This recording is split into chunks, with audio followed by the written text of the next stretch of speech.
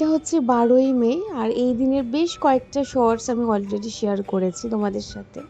চলো আজকে মেন ব্লগে ফিরে আসি। হাই, আমি দিয়া। আজকে নতুন একটা ব্লগে জানাই তোমাদের সবাইকে অনেক অনেক ওয়েলকাম। আশা করছি তোমাদের আজকে ব্লগটা দেখতেও বেশ ভালো লাগবে।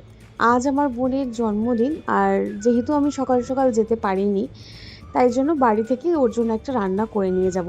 ও বলেছিল ডাব চিংড়ি খাবে, তাই আমি ভাবলাম ডাব চিংড়িটাই আমি করি। কিছুদিন আগেও আমি বাড়িতে টিটুর কথায় বানিয়েছিলাম, সেদিনকে না খুব একটা ভালো হয়নি। আমি আসলে ডাবের মধ্যেই করেছিলাম ডাব চিংড়িটা সেবার, কিন্তু তার থেকে আমি দেখেছি যদি আমি এটাকে ওটিজিতে করি সেটার ফ্লেভারটা বেশি ভালো আসে। একই পদ্ধতি, শুধু ওটা ডাবের মধ্যে রেখে ভাপাতে হবে, আর এটা আমি একটা বাটির মধ্যে রেখে ভাপাচ্ছি। চলো আজকে তোমাদের দেখাই আমি কীভাবে ডাব চিংড়িটা করি। মোটামুটি একই, সর্ষে পোস্ত সবই আগে বেটে রেখে দিয়ে গেছিলো, পূর্ণিমা মাসে বলে দিয়েছিলাম। আর এখানে টিটুকে ডাব আনতে বলেছিলাম, বেশ একটু শাঁসালা ডাব, সেটাকে এখন পেস্ট করে নিলাম। এই রান্নাটা প্রচুর ইউটিউবে ভিডিও আছে, জটিল থেকে সোজা সব রকমই আছে। তবে আমি যেটা বানাই আমি সেটাই তোমাদের সাথে শেয়ার করছি। আমার মনে হয় এটা প্রত্যেক বাড়িতেই মানে এতটা ইজি, আমরা সবাই কম বেশি একবার হলেও খেয়েছি। অনেকটা ওই কী বলবো, সর্ষে দিয়ে যেটা চিংড়ি মাছের আরেকটা রেসিপি আছে যেরকম, আমার নামটা এই মুহূর্তে মনে করতে পারছি না, তো অনেকটা সেরকমই। আচ্ছা, এই পেস্টটা আমার আগে ফ্রিজে ছিল, এর মধ্যে পোস্ত দেওয়া ছিল, সর্ষে পোস্ত বাটা, তো আমি আগে ওইটা নিয়ে নিলাম। তারপরে আজকে যেটা কারেন্ট মানে একদম ফ্রেশ যেটা, সেটা নিচ্ছি। ফার্স্টে আমি না পরিমাণ বুঝতে পারি না যে কোনো রান্নার, তাই আমি একটু সময় লাগে আমার রান্না করতে। আমি ফার্স্টে পুরোটা দিইনি, দেখলে কিছুটা দিয়ে সরিয়ে রাখলাম।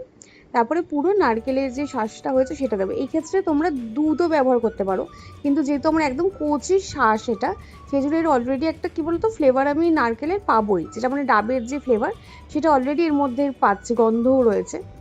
আর যদি তোমরা নারকেল করে দাও সেক্ষেত্রে নারকেল দুধটা অবশ্যই দেবে। আর একটু নুন আর হলুদ আমি দিচ্ছি, আর আগে চিংড়ি মাছটাকে আমি একটু 10-15 মিনিট আগে নুন হলুদ মাখিয়ে রেখে গেছিলাম, সেই জন্য এখানে দেখতেই পাচ্ছ হাতটা একটু দোনো করছি কতটা নুন দেবো। কারণ যেহেতু ওইটা দিয়েছিলাম, আর এত তাড়াহুড়োর মধ্যে এখন কাজ করি কি বলতো মাথায় রাখতে পারি না। আর এই পদটা না একটু মিষ্টি মিষ্টি হয়, কিছু রান্নায় দেখবে চিনি তোমার লাগবেই, সেরকমই 2 চামচ দিলাম আপাতত, পরে যদি মনে হয় আর একটু দেবো। আর যেটা মেন ইনগ্রিডিয়েন্ট সেটা হচ্ছে কাঁচা সর্ষের তেল। প্রচুর পরিমাণে সর্ষের তেল লাগে, আর এখানেও দেখো আমি দোনো করছি পরিমাপ নিয়ে, কারণ আমি পরিমাপটা কোনো রান্নারই বুঝতে পারি না, তারপরে আন্দাজে করে ফেলে ঠিক হয়ে যায়। সেই জন্য অনেকে আমাকে জিজ্ঞাসা করে যে পরিমাণটা বলো, পরিমাণটা আমি ওই আমার আন্দাজ, আমি সেটা কোনোভাবেই বলতে পারি না। ফার্স্টে চিংড়ি মাছগুলো দিয়ে তারপরে মাখাবো ভেবেছিলাম, তারপরে মনে হলো যে না, আগে মাখিয়ে নিই তার মধ্যে চিংড়ি মাছগুলো দেবো, তাহলে মাখাটা ভালো হবে, মানে নুন টুনগুলো ভালো করে ঢুকবে। চিংড়ি মাছগুলো আগেই ধুয়ে ঠুয়ে রাখা, আগেই বলেছি নুন হলুদ অল্পই লাগে, এই রান্নাতে খুব একটা হলুদ লাগে না। এইবার চিংড়ি মাছগুলোকে দিয়ে না আমি এটাকে আবার সর্ষের তেল আর একটু কাঁচা লঙ্কা উপর দিয়ে দেবো, কারণ আমার মনে হচ্ছিলো যে লঙ্কাটা যেহেতু পূর্ণিমা মাসি বেটে দিয়ে গেছে, তো সর্ষের মধ্যেই রয়েছে কাঁচা লঙ্কা পেস্টটা, তো আমি বুঝতে পারছিলাম না কটা দিয়েছে, যেহেতু উপর দিয়ে আমি আরেকটা কাঁচা লঙ্কা চিড়ে দিয়েছিলাম। বেশ ঝালঝালও হয়েছিল, খেতে বেশ ভালো হয়েছিল। আমি এখানে পুরো চিংড়ি মাছটা দিয়ে মাখিয়ে রাখছি, পরে না আমি পুরো মশলাটা, এই যে দেখো পুরো মশলাটাই আমার মনে হলো লাগবে, তাই আমি পুরো মশলাটাই দিয়ে নিয়েছি, আর উপর দিয়ে আরেকটুখানি চিনি দিয়েছি, কারণ যে আগেই বললাম এই পদটা একটু মিষ্টি মিষ্টি হয়। চলো এবার এটাকে কিছুক্ষণের জন্য রেস্ট করতে দেবো, মানে ওই ম্যারিনেশন বলতে পারো। যত তুমি যে কোনো মশলার জিনিস না মাখিয়ে রাখবে, দেখবে সেই রান্নাটা তত ভালো হয়। তো আমি এটা এইভাবেই সেট করে রেখে দিয়ে গেছিলাম আধ ঘন্টা মতন। এখন উপর দিয়ে একটু সর্ষের তেল আর লঙ্কা দিয়ে এটা আমি ওটিজিতে 15 মিনিটের জন্য 150 ডিগ্রি সেলসিয়াসে বসিয়ে দেবো। 15 মিনিটে আমি কিছুটা কাজও সেরে নেব। সত্যি কথা বলতে এখন আর আগের মতন কোনো রুটিনই নেই, আলোকে নিয়ে বেরোনো মানে এখন বিশাল একটা যুদ্ধ হয়, সময়ের কোথা থেকে চলে যায় কিছুই বুঝতে পারি না। আজকে আলো এই জামাটা পরবে, রেডি করে দিয়েছি, আমি এই ওয়ান পিসটা পরবো, এটা সেই পয়লা বৈশাখ থেকে ভেবে রেখেছিলাম পরবো, হয়নি। হাঁপাচ্ছি, এই মাত্র জাস্ট আলোকে খাওয়ানো টাওয়ানো হয়েছে। একটা বাচ্চাকে নিয়ে বেরোনো মানে না পুরো মানে একদম হচপচ ব্যাপার। যাই হোক, এইটা আমার হ্যান্ডমেড ইয়াররিংসের বক্স। কোন কানেরটা পরবো একটু ভাবছি, 1 সেকেন্ড। ছোটোর মধ্যেই অনেকগুলি আমার লালের মধ্যে কানের আছে, এই কানেরটাও পরতে পারি। এইটা তো সেদিনকেই পরলাম, তবে এটাও খুব ভালো যাচ্ছে এটার সাথে, এটা পরবো না, রবীন্দ্র জয়ন্তীতেই পরলাম। আর একটা আছে এইটা অথবা এইটার মধ্যে রেখে দেখি, এই দুটোর মধ্যে যে কোনো একটা কানের পরবো এখন।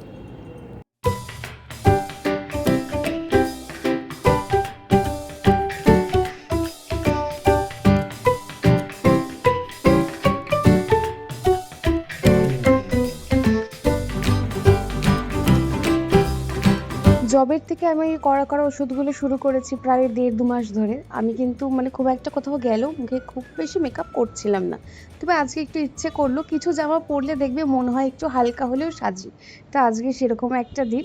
জামাটার অনেকেই ডিটেলস চেয়েছো, কোথা থেকে নিয়েছি জিজ্ঞাসা করেছো। আমি স্ক্রিনে নাম্বার দিয়ে দেবো। আমি মামির থেকে নিয়েছি, তবে এগুলো তো বুটিক পিস, এগুলো সেম টু সেম নাও পেতে পারো।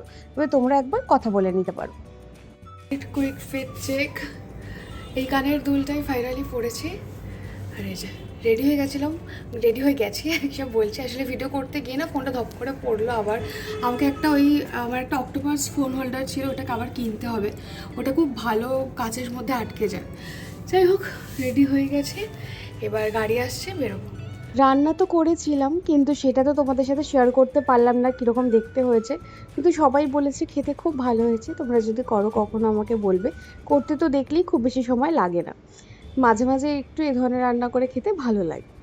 আসলে করে দেখাতে পারলাম না, কারণ যে সব দোষ কিন্তু আলোর কারণ এখন ছোট বাচ্চাকে নিয়ে কোথা থেকে সময় কীভাবে বেরিয়ে যায় সত্যিই বলা খুব মুশকিল। আর তার একটা ব্যাগ হয়, আমার একটা ব্যাগ হয়, সেই জন্য সব কিছু নিয়েই না কোথাও মানে বেরোনো হলে একটা হ্যাপাজার্ড তো হয়ই। তার উপরে কালকে তো যাবো না বলেই দিয়েছিলাম, আমার শরীরটা একদম ভালো ছিল না।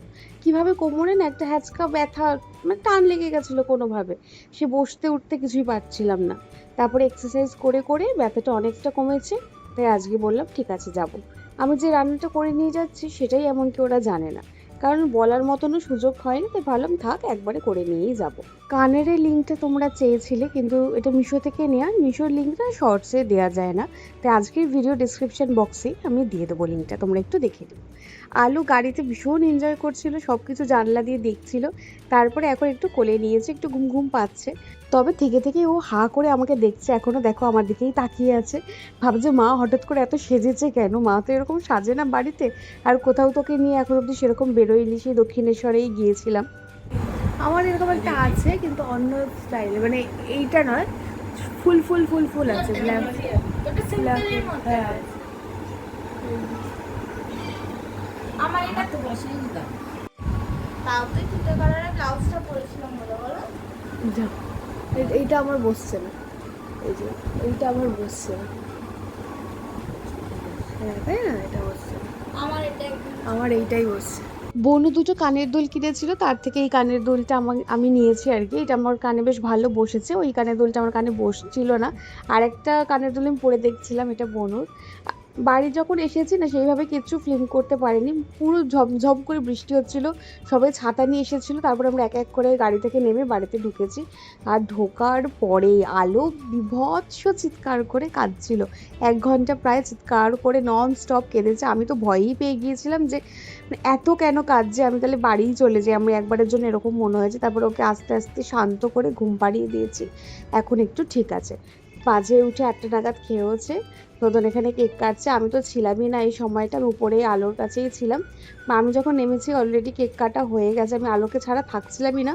কারণ ও না, মানে যেহেতু কাউকে চিনতে পারছে না, তো এত লোক দেখে ও শুধু আমার কাছেই থাকছিল। আর দেখবে অল্প বৃষ্টি হলে না খুব গরম হয়ে যায় না চারিপাশ, তো সেদিন প্রচণ্ড গরম ছিল।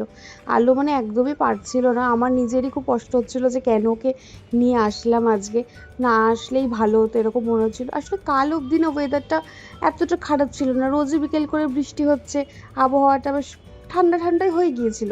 সেই জন্যই আরও আসবো ভাবলাম। কিন্তু এই যে আজকে ওয়েদারটা এত খারাপ হয়ে গেছে, আর ও সবাইকে দেখে যে এইভাবে রিয়্যাক্ট করবে আমি বুঝতে পারিনি। কারণ তার আগেও আমি একবার ওকে দক্ষিণেশ্বর থেকে ফেরার পথে মামা বাড়ি ঘুরিয়ে নিয়ে গেছি, মানে আমার তো মাসি বাড়ি জানোই তো। কিন্তু তখনও কাঁদেনি, তখন সবার কোলে গেছি, খেলেছি। আসলে ছোট ছিল বোধহয়, অতটা বোঝেনি। কিন্তু এখন তো একটু বড় হচ্ছে, আর বাড়িতে তো আমাদের ছাড়াও সেইভাবে কাউকে দেখে না। ভেবেছি এবার আলোকে নিয়ে একটু একটু করে বেরোবো। অনেক দিন আগেই ভেবেছিলাম, কিন্তু ওই আর কি আমার শরীর খারাপটাও হলো, সেজন্য নিয়ে বেরোনো হয়নি। তবে এবার ঠিক করেছি ওকে নিয়ে একটু একটু করে বেরোবো।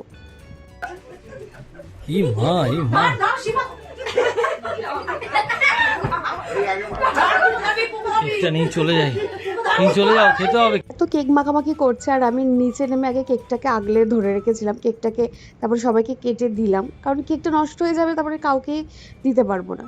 আজকে খুব বেশি খাইও নি, রাইচার 1 টুকরো মাংস খেয়েছি। এসে যদিও একটু মাংস টেস্ট করেছিলাম, আমি শুধু মাটন নিয়েছি, চিকেনও হয়েছিল, সেগুলো আর আমি কিছু খাইনি আজকে। তারপরে আলোকে ফ্রেশ করিয়ে আমিও একটু ফ্রেশ হয়ে নিয়েছি, মানে তুই বলতে পারো স্নান করেছি। আর ভালো লাগছিল না, এত গরম লাগছিল। এখন আলো ঘুমিয়ে পড়েছে, অনেক কষ্টে গাড়িতে উঠেও যেন তো কাঁদছিল, কিছুতেই মানে থামছে না। তারপরে গান চালিয়ে এখন একটু শান্ত হয়েছে। এখন মাও ফিরছে আমাদের সাথে, ভাই তো রয়েছেই। আজকের ব্লগটা এইটুকুই রাখছি, দেখা হচ্ছে আবার কালকে অন্য ভিডিওর সাথে। Till then stay happy, stay blessed and always stay positive. Bye by.